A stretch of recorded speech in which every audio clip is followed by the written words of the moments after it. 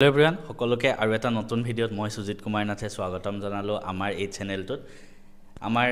সিসেটৰ এটা বেচ চলি আছিল সিসেট সাৰ্থক বেচ আগন্তুক এপিএসসি প্ৰিলিমছৰ কাৰণে সিসেট যেহেতু এটা বহুত ইম্পৰ্টেন্ট সাবজেক্ট যেটোত আপোনালোকে পাস কৰিব লাগে সেকেন্ড পেপাৰ জিএস সেকেন্ড পেপাৰখনত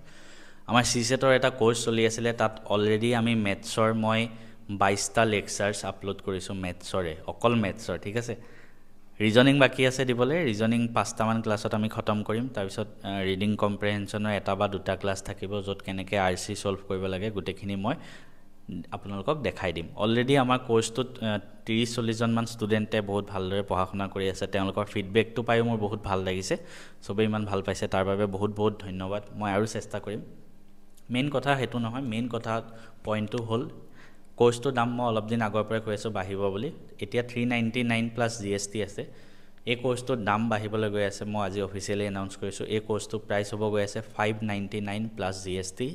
অহা সোমবাৰৰ পৰা মাজত মাত্ৰ 3 দিন 4 দিন সময় আছে এই 3 দিন 4 দিনত কোনোবাই যদি এতিয়াও জয়েন হৈ লোৱা নাই জয়েন হৈ লওক কাৰণ অহা সোমবাৰৰ পৰা ইয়াৰ প্ৰাইস হ'ব 599 প্লাস জিএসটি কোৰ্সটোত আপোনালোকে কি পাব মই আকৌ কৈ দিছো মেথছৰ ক্লাছ আৰু ৰিজনিংৰ আৰু ইংলিছৰ ৰিডিং কম্প্ৰিহেনচন মানে আপোনালোকে জিএস পেপাৰ 1 প্ৰেক্টিস কৰি থাকক হেখিনি মেইন হয় history geography political science current affairs কিমান পঢ়িব লাগে সিসেট খনৰ কাৰণে বহুত টাইম নাপায় তো এই মোৰ কোৰ্সটোত জয়েন হৈ লওক 30টা ক্লাছ থাকিব 30 দিনৰ চ্যালেঞ্জ আছিল 30টা ক্লাছ সিসেট মই খতম কৰি দিম মই ৰিস্ক লৈছো হেতু আপুনি জিএস পেপাৰ 1 প্ৰেক্টিস কৰি থাকক তাৰপৰে ইয়াত চেপ্টাৰ ওয়াইজ মক টেস্ট দিম টাইমাৰ থাকিব আপুনি পৰীক্ষা দিয়া নিচিনাকে এক্সাম এপিয়াৰ কৰা নিচিনাকে মক টেস্ট পাব চেপ্টাৰ ওয়াইজ সিসেটৰ কাৰণে মাজে মাজে মই লাইভ ক্লাছ লম আৰু লাইভ ক্লাছত আপোনালোকৰ ডাউট বিলাক সলভ কৰিম তাৰপৰি পিওয়াইকিউ থাকিব এপিএসসিত আগতে আহা পিওয়াইকিউ কিছুমান মই সলভ কৰি দেখাম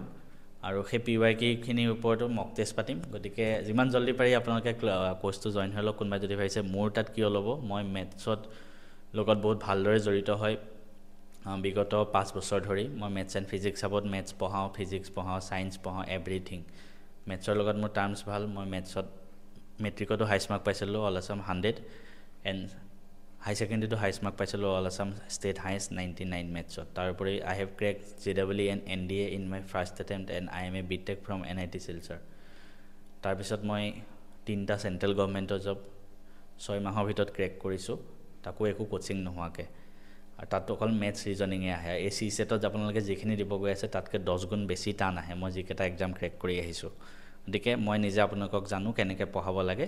কোনোবাই যদি জয়েন কৰিব বিচাৰিছে সোনকালে কৰি লওক কাৰণ সোমবাৰৰ পৰা ইয়াৰ প্ৰাইস 599 প্লাস জিএসটি এতিয়া 399 হৈ আছে সময় থাকোতে জয়েন কৰি লওক কিবা ডাউট থাকিলে মোক কমেন্ট কৰিব মই আপোনালোকক হেল্প কৰি দিম জয়েন কৰাত